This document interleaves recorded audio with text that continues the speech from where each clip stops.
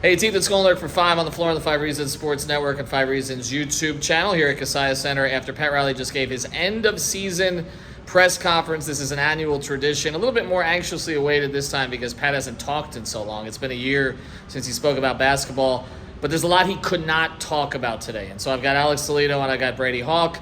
There was a prepared statement sort of about the 4, and I guess he says now 5 builds for the Miami Heat. I think he's adding one there. And then a closing statement about Udonis Haslem, or it was intended to be a closing statement.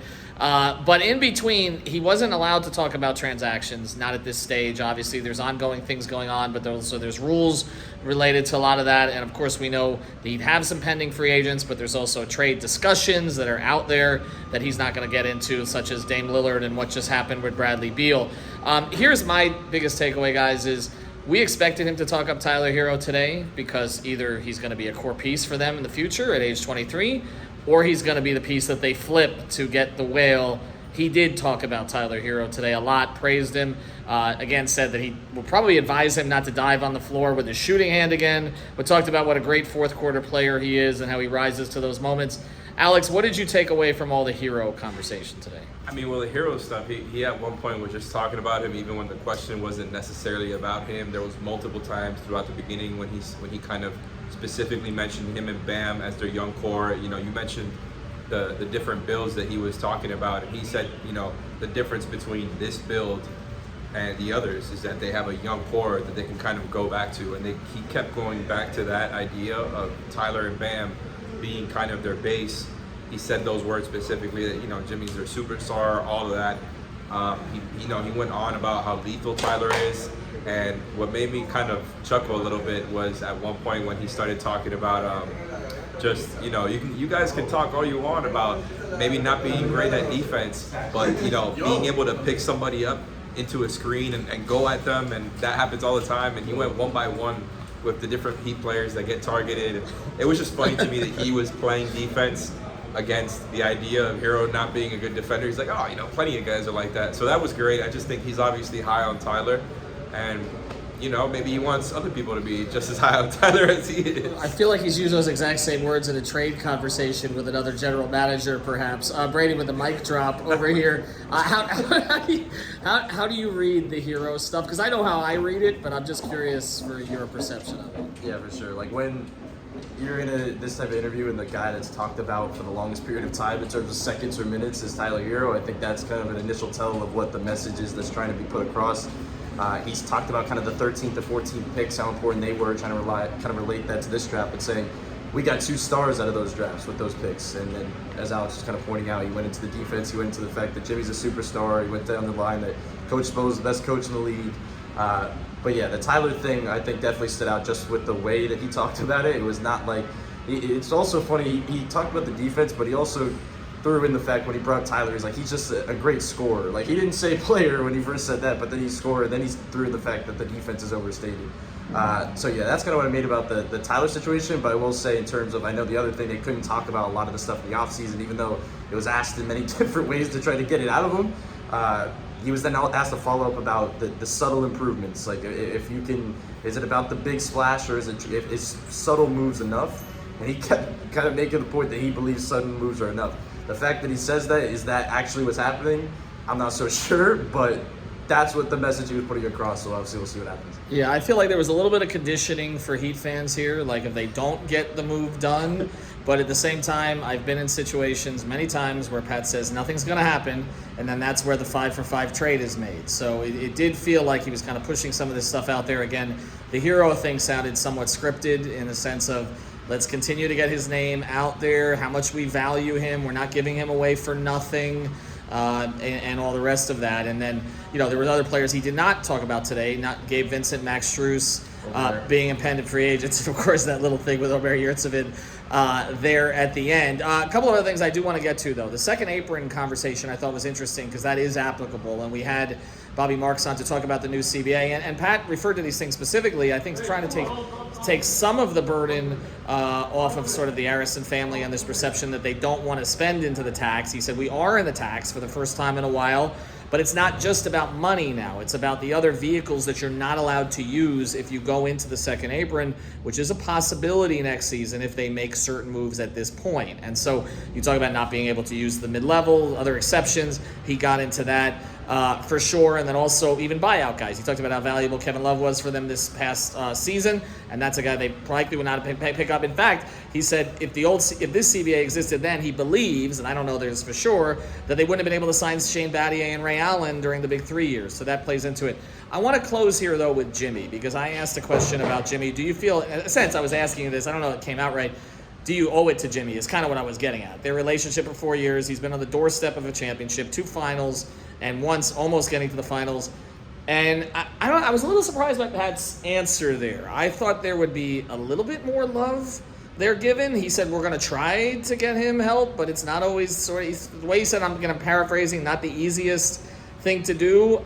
But he basically said, Jimmy, you're the star. Carry us. Did you get that sense? Just a little bit. He made sure to kind of throw in the fact that if he's going to get him help, it could be internal, and it could be internal development and all that stuff that nobody wants to hear.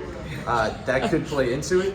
But yeah, I did think it was a little weird, just the fact that it felt like there was going to be. He said he's a big boy, like about the fact that he doesn't need anybody to pat him on the back, just like Pat says he's the same way.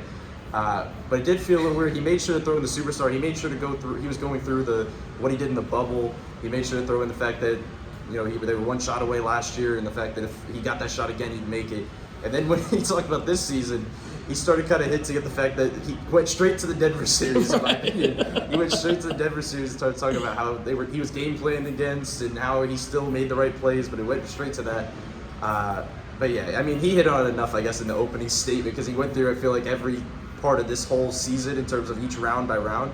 But yeah, the Jimmy thing was weird just because I feel like the fan base and the media, what we keep talking about is owing it to Jimmy, is building around Jimmy, is winning now and not looking forward. So yeah, that was definitely, but we don't know what he's saying versus what is the true meaning. You know, that's what we always talk about. So who knows what that. Well, and he didn't mention the ankle injury or anything. He didn't, and you know that kind of changed the dynamic, the Josh Hart situation. But he just, like you said, he just went straight to Denver, which again, by that point, you know, Jimmy could have been worn down. There was the ankle, and they did game plan him differently, which there's some truth to that. But I don't know. I guess I felt that it would be a little bit more. I owe it to him. I thought that's what he was going to say today, and it's almost like he doesn't want to set himself up for that, or he doesn't want to set the fans up for that. It's funny that you look at it that way, because to me, that was kind of the highest praise that Pat Riley could throw out there. I mean, obviously, you would know much better. You've been around him for these sessions, which, by the way, when he does these State of the Unions, it's awesome just watching him speak. He's still great at it. But really just throwing him into that category of, you know, he's not a pat on the back guy. You know, me and him are wired the same. He said these things before, but just the way that he has a different way of saying it every time, saying, yeah, this guy really respects the hell out of Jimmy. And as far as from a team building standpoint, I don't know, I kind of feel the other way about it, because he specifically said, like, you know, I want to do it for him, and if I could go out there and pick out a complimentary player for him, I would, but it's not that easy. And the quote was, it's not verbatim, but it's close enough. And to me, he kind of talked about Jimmy much more in that category of superstar, and there wasn't really much of that talk for Bam. Not that I think they would trade Bam or anything like that. We all know that would never happen. But it seems clear to me that, you know, where the hierarchy is with Jimmy. And as far as, you know, again, they tried to get him to talk about stuff that he can't really talk about, stuff like stuff that he can't really talk about, like Brady mentioned. But I feel like he did everything he could, trying to, you know, kind of jump in between those spaces of not actually saying what he wants to say, but just saying it a different way. Like, with all the talk about the second apron stuff and what happens if they cross into it, he went through kind of every single con of what happens once you crossed over into the second apron with, you know, maybe you lose a draft pick and you can't aggregate salaries, and he went one by one. So obviously this stuff is on their mind. And then in the beginning of it also, he talked about how they didn't want to put a wrecking ball through this great team. I think there can be debate about, you know, what the wrecking ball, quote unquote, was. But I think they do like their team, and they kind of, like you said, try to set everybody up for, you know, if a big move doesn't happen, other smaller moves can make a difference. Because, you know, they've been to the finals twice, conference finals the other time. That's kind of what you would say about a team like that who has kind of the core together. It's just about tweaking it. But at the same time, everything that he said today does make me think that they're swinging for the fences. As much as he tried to say that he's not going to, I believe they're trying everything they can, and maybe they want to give up every single pick, like maybe the expectation is, and they value their picks a little bit more, but I do believe they're swinging for the fences for Jimmy. Here's why I think they're swinging for the fences, because he could have talked up Bam as much as he talked up Tyler, but we know they're not trading Bam, right?